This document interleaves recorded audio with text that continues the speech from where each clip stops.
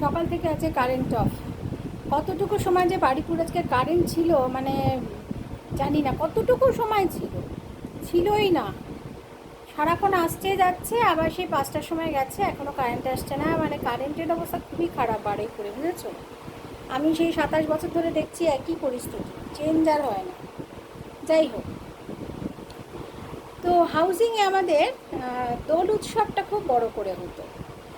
সেখানে আমাদের সব কোয়ার্টারের সবাই মিলে আমরা রং খেলতাম, বাচ্চারা খেলতো, সবাই মিলে কিন্তু আমরা দোল খেলতাম, মানে হোলি যেটাকে বলা হয়।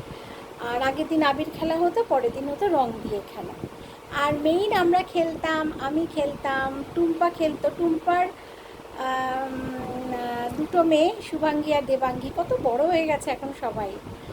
তো শুভাঙ্গী তো অনেক বড়, MBA করে ভালো শেফ হয়ে গেছে, ও দুবাইতে চাকরি করছে, অনেক বড় হয়ে গেছে।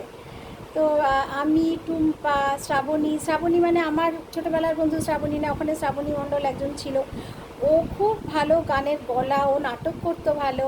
ওর হাজব্যান্ড স্কুল ইন্সপেক্টর ছিলেন, গৌতম দা। খুব মজা করতাম আমরা, আমি, শ্রাবণী, অঞ্জনা ছিল, অঞ্জনার হাজব্যান্ড ডিএসপি ছিল। তো সবাই মিলে আমরা প্রচুর দোল খেলেছি। আর ভীষণ মজা। আর টুম্পা খুব ভালো গানের গলা ছিল টুম্পার। দোল খেলার পরে টুম্পা ভালো গান গাইতো। তারপরে কোনো না কোনো একটা বাড়িতে পিকনিক হতো সবাই মিলে। আর শ্রাবণী একটা জিনিস চালু করেছিল, সেটা হচ্ছে মাসের সারা মাস ধরে আমরা চাল ডাল ডিম কিছু কিছু জমিয়ে রাখতাম, আর মাসের শেষে কারুর একটা বাড়ির ছাদে, মানে কারুর একটা কোয়ার্টারের ছাদে সব বউরা মিলে আমরা পিকনিক করতাম। এটা ছেলেরা শ্রাবণী শিখিয়ে দিয়েছিল যে আলাদা করে কিছু দরকার নেই, সবাই একটু একটু করে সরিয়ে রাখবি। আর আমরা মানে সেই খেলনাবাটি খেলার মতো, মানে মারা আর বাচ্চারা মিলে আমরা কারুর না কারুর বাড়িতে আমরা সেখানে পিকনিক করতাম, নিজেরাই রান্না করতাম, খাওয়া দাওয়া হতো, খুব মজা হতো। সৈনীর মা ছিল বৌদি, খুব ভালো মানুষ ছিলেন। সৈনীর বাবা বাবা ফুটে চাকরি করতেন, দাদা। তা আমি একটা কথা এখানে শেয়ার করি তোমাদের সাথে, ওরা না খুব কুকুর ভালোবাসতো। আর হাউজিংয়ে যত কুকুর আছে সবাইকে বৌদি দাদা বালতি করে খাওয়াতো। ডিম্পি খাওয়াতো, ডিম্পি বড় মেয়ে, সৈনী ছোটো মেয়ে। সৈনী আমার মেয়ের সাথে পড়তো, বিয়াসের সাথে পড়তো। অসাধারণ দেখতে দুই মেয়েকে। এইবারে ওরা খাওয়াতো। আর আমার তো শিলিগুড়িতে কুকুর বেড়ালের কোনো প্রশ্নই ছিল না। উল্টে আমি না আবার বলতাম যে বাবা তোমরা এভাবে খাওয়াও ওদেরকে, হ্যাঁ মানে খরচা তো একটা বটেই, তাই না?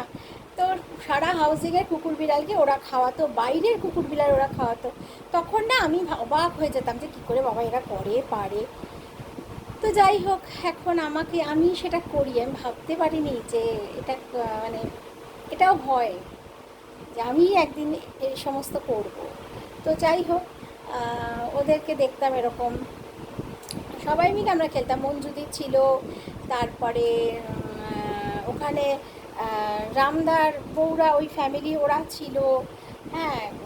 খুব আমরা সবাই, দিশার মা ছিল, সবাই আমরা খুব খেলতাম। তিতাসের মা ছিল, সবাই মিলে। আরও প্রচুর নেপালি পরিবার ছিল, অঙ্কিতার মা ছিল, তারপরে হচ্ছে জানাদার বৌদি ছিলেন, সবাই আমরা প্রচুর পরিমাণে খেলতাম। শানুর মা ছিল, সবাই এত খেলেছি, দোল খেলতাম, পিকনিক করতাম, মজা মানে বিশাল মজা ছিল ওখানে। হ্যাঁ, আন্টি খুব একটা যোগ দিত না, যেহেতু উনি যে একটু আলাদাই প্রেয়ার প্রার্থনা থাকতেন বলে। বাদবাকি আমরা হাউজিংয়ে মানে চুটিয়ে মজা করতাম।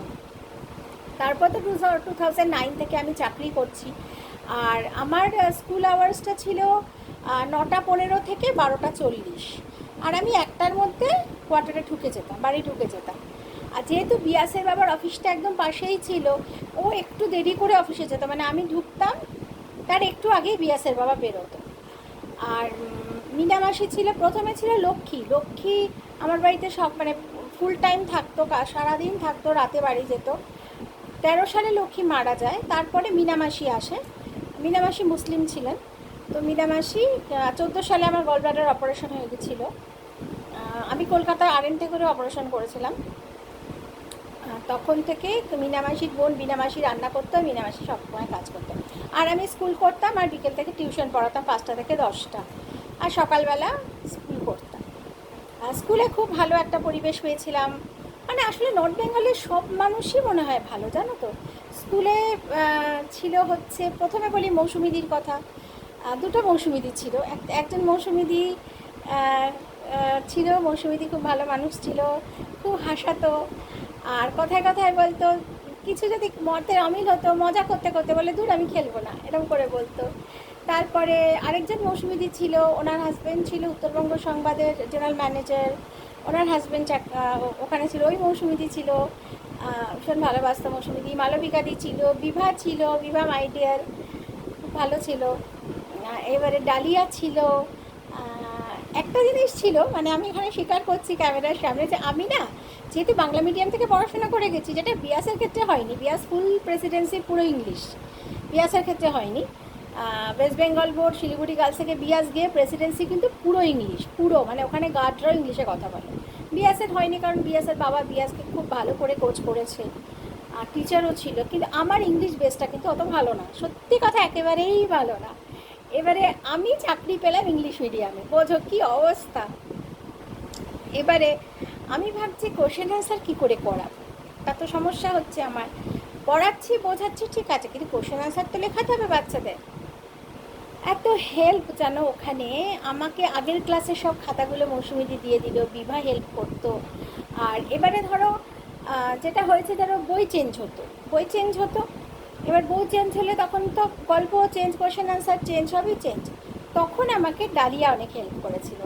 এবারে ওরা হেল্প করতে করতে একটা প্যাটার্ন এবার আমি শিখে গেছিলাম। ডালিয়া ভীষণভাবে হেল্প করতো আমাকে। প্রথম ডালিয়া বলে দাও সবরি দিয়ে আমি লিখে দিচ্ছি, তুমি বুঝতে পারবে এবং তুমি নিজের মতো নিজে করিয়ে নেবে।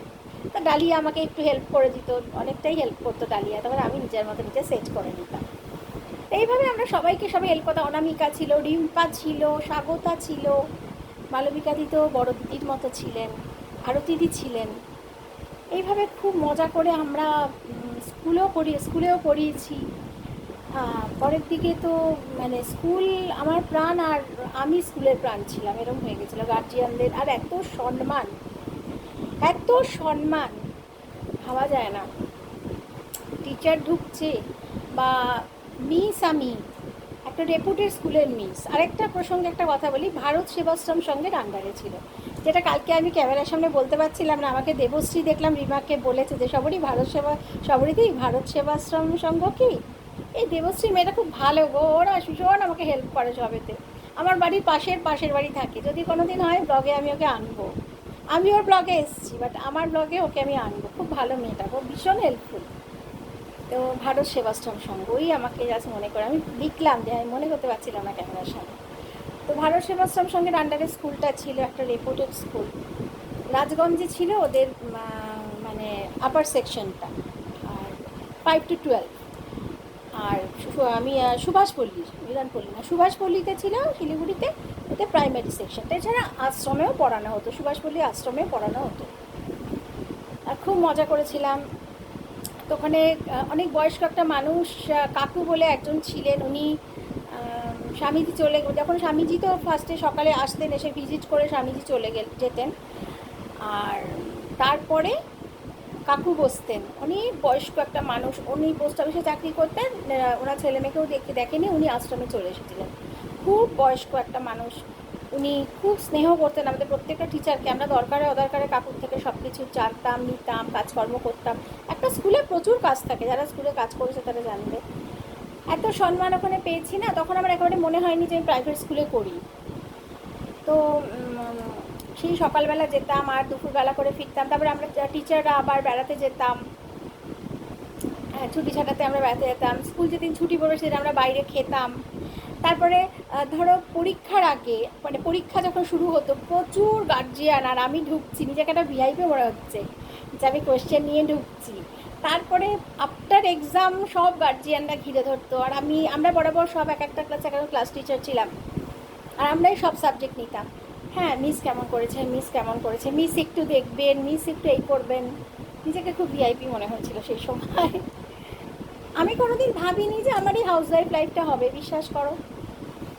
ওদিকে বিয়াসও খুব সুন্দর পড়াশোনা করছে, আমি আফটার স্কুল বিয়াসের স্কুলে মাসে 1-2 দিন করে দেখা করতাম টিচারদের সাথে।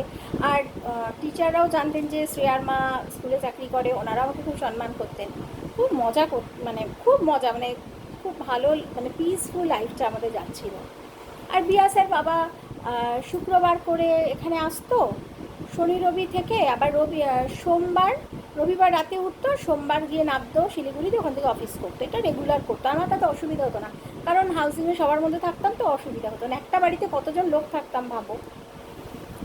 এদিকে আমার প্রেয়ারও চলছে, এদিকে আমার স্কুল চলছে, আমার টিউশন চলছে, মানে শান্তি শান্তি সুখী সুখ, সত্যি গো।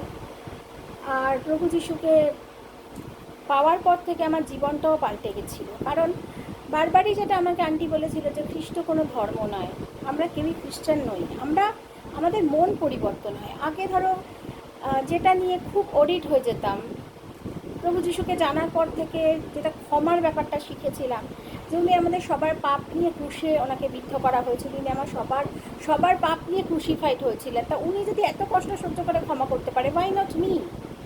আর আরেকটা শিখেছিলাম যে ঈশ্বরটার সপক্ষে বিপক্ষেকে। আরেকটা শিখেছিলাম যে যে তোমার প্রতি অন্যায় করেছে, তুমি যদি শাস্তি দাও কম দেওয়া হবে, কিন্তু তুমি যদি তাকে ক্ষমা করো, ঈশ্বর তখন তার শাস্তির ভার ঈশ্বর হাতে তুলে নেবে, এবং তখন সেটা মারাত্মক হবে। এটা আমার মধ্যে খুব কাজ করেছিল। আরেকটা কাজ করেছিল যে একটা বাইবেলের একটা ভার্স, যে হে পরিশ্রান্ত ভারাক্রান্ত লোক সকল আমার কাছে আইসো, আমি তোমাকে সান্ত্বনা দেব। এটা খুব আমাকে টাচ করেছিল। আর আরেকটা কথা, আমি এটা যত বাইবেল পড়েছি বা আমি চার্চে এখনও যাই, যেটা বাইবেল পড়েছি বা প্রভু যিশুকে জানার পরে যত আমি এগিয়েছি, তত আমি পাশাপাশি বিবেকানন্দও পড়েছি। কারণ পড়াশোনাটা তো আমার নেশা, জানো, আমি পড়াশোনা করতে ভালোবাসি। এইবারে যখন বিবেকানন্দ যখন ইউরোপে গিয়ে উনি যখন প্রিচ করছিলেন, উনি কিন্তু বলেছিলেন যে সবাই ঈশ্বরের সাধনা করবে, সবাই আমরা ঈশ্বরকে পুজো করছি, মানে ঈশ্বরকে শ্রদ্ধা জ্ঞাপন করছি। হ্যাঁ, এই যে সবাই বলে না যে আমি হিন্দু, আমি বৌদ্ধ, আমি জৈন, আমি খ্রিস্টান, আমি মুসলিম, এগুলো খুব খুব ছোটো ব্যাপার, খুব ছোট, মানে যেন কুয়োর ব্যাঙের মতো। সেটা কিন্তু ব্যাপারটা, ধর্ম ব্যাপারটা ওটা নয়। ধর্মটা হচ্ছে ভাস্ট একটা জিনিস, ধর্ম হচ্ছে একটা উপলব্ধি। হ্যাঁ, আর পরবর্তীকালে যখন আমি রামকৃষ্ণ মিশন দীক্ষা নিলাম, এই কারণে নিলাম কারণ রামকৃষ্ণ প্রভু যিশুকে মেনেছিলেন, ওই জন্যই নিলাম যে উনি যা যা বলেছেন আমি অনেক বাইবেলে ওনার কথায় মিল পেয়েছি। তার জন্যেই কিন্তু আমি দীক্ষাও যেমন নিয়েছি, এখন তো পুজোও করি, বাট পাশাপাশি অবশ্যই প্রভু যিশুকে বিশ্বাস করি আর বাইবেল পড়ি, তোমরা সেটা জানো। আর আমি সত্যি বিশ্বাস করে প্রচুর কাজ পেয়েছি। সবথেকে বড় কথা, মনে শান্তি পেয়েছি, বিশাল শান্তি পেয়েছি। এখন আমি সহজেই সবাইকে ক্ষমা করে দিতে পারি, আমার কোনো কিছুই কোনো ব্যাপারে কিছু মনে হয় না। আর আমি জানি যে ঈশ্বরের শান্তি আমার কাছে আছে। আর অনেকেই বলো যে আমি সবসময় হাসি, হ্যাঁ আমি হাসি। একটা সময় প্রচুর কান্না করতাম, হাসিটা আমার রক্তে, আমরা এরকম, আমাদের ফ্যামিলি সবাই এরকম হাসে, কিন্তু তারপরে আমার ভেতরে একটা কান্না ব্যাপারটা খুব ছিল, একটু কিছুতে আমি মাইন্ডে নিয়ে নিতাম, বাট এখন কিছুতেই কিছু মনে হয় না। আর হাসতে পারি বলে ভালো থাকতে পারি। তো যাই হোক, খুব সুন্দর শিলিগুড়িতে লাইফ চলছিল, প্রত্যেকটা দোকান আমাকে চিনতো, আর খুব শান্তি ছিল। একটা কথা, মৌমিতার মা একজন ছিল, মানে সত্যি কথা নাম না বললে শিলিগুড়ি থেকে সবাই আমাকে দেখছে। আরেকটা কথা হচ্ছে যে আমাকে একজন বান্ধবী বলেছে কলকাতার, যে সবরি তুমি যে সবাইকে এরকম বদলি সব কিছু বলছো, তোমাকে তো বুঝতে পারছো, মানে তোমার ব্লগ যারা দেখছে সবাই আবার সবাইকে বলেও দিতে পারে। তা আমি একটা কথাই বললাম যে তুমি যেটা বলছো আমি সেটা বুঝতে পেরেছি। এক তো আমি শুধু ঈশ্বর ছাড়া কাউকে ভয় করি না, আমি সৎ রাস্তায় আছি, সত্যি কথা বলি, আর বেশিরভাগ আমার শিলিগুড়ির লোকজন দেখে। আর ওখানে তো যেটা নাম না বললে বলবে তুই আমার নাম বলিস নি কেন। আরেকজন ছিল, সেটা হচ্ছে ববি নার্জিনারি, ও নেপালি ছিল, সব ড্রেস আমি ওর কাছ থেকে কিনতাম। তারপরে সোফিয়া লোরেন্স ছিল, ও ব্র্যান্ডনের মা ছিল, ও নেপালি ছিল, ভীষণ ভালো ছিল। আর ও আমাদের সমস্ত ওই যখন স্টেট ব্যাংকে একটা গ্যারান্টার লাগে না, তো সোফিয়া ওরকম আমাকে গ্যারান্টারে সই করে দিয়েছিল, বিএসএফও পাঠিয়েছিল যে উনি গেজেট ব্যাংকে চাকরি করেন, উনি সই করতে পারেন। আর বিএসএফও তো বরাবরই গেজেট ব্যাংকে চাকরি করতো, আমাদের প্রচুর অ্যাটেস্টেড করতে আসতো। আমাদের একটা সামনের ঘরটা আলাদা অফিস রুম টাইপের ছিল, অনেক লোকজন আসতো। একটা বেশ সবসময় হই রই রই করে আমি বেঁচেছি শিলিগুড়িতে। তারপরে 2016 সালে বিয়াস মাধ্যমিক দিল। টিচারও খুব ভালো ছিল, আলাম sir, Azizul sir, Suvendu sir, খুব ভালো ছিল। আমার বাড়িতে ব্যাচ হতো, আলাম স্যার বাংলা পড়াতেন, 22 জনের ব্যাচ হতো। তাহলে ভাবো কত বড় কোয়ার্টার ছিল আমার, 22 জনের ব্যাচ আমি ঘরে করতাম। আমার মেয়ে পড়তো আলাম স্যারের কাছে, শুভেন্দু স্যারের ব্যাচে পড়তে যেত, অশোক স্যার ইংলিশ পড়াতেন, আজিজুল স্যার প্রথমে হিস্ট্রি পড়ালেন, তারপর আজিজুল স্যার চলে গেলেন কলকাতায়, তখন শুভেন্দু স্যার পড়াতেন। তো এইভাবে সব টিচারও অ্যারেঞ্জ হয়ে গেছিলো। আর যখন যার কাছে হেল্প চেয়েছি, বিয়াসের ব্যাপার একবার খুব গ্যাসের ব্যথা উঠলো, তখন ছুটে গেলাম রিয়ার মার কাছে, যে বৌদি এরকম এখানে ডাক্তার ভালো কোথায়। সঙ্গে সঙ্গে রিক্সা টিক্সা ডেকে আমাদের তুলে অমুক জায়গায় ডাক্তার আছে, পেছনের রাস্তায় চলে যাও। সে মানে আবার তাকে ইঞ্জেকশন দিয়ে আনলাম, ওরা সবাই আমার বাড়ি চলে আসলো।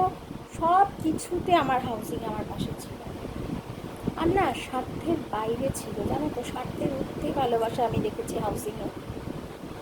ওই যে বললাম, সবাই আমরা বাইরে থেকে গেছিলাম, মন মানসিকতা সবার এক ছিল।